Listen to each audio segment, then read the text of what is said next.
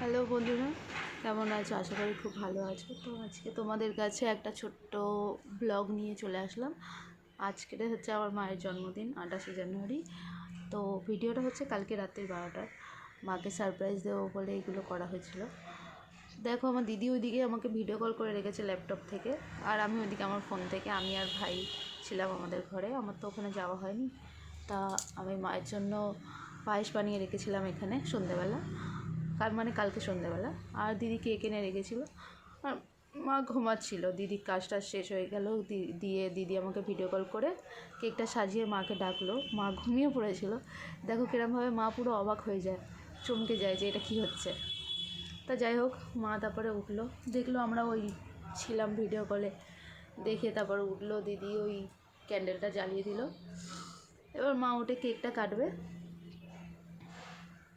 দেখো, তোমরা দেখতে থাকো।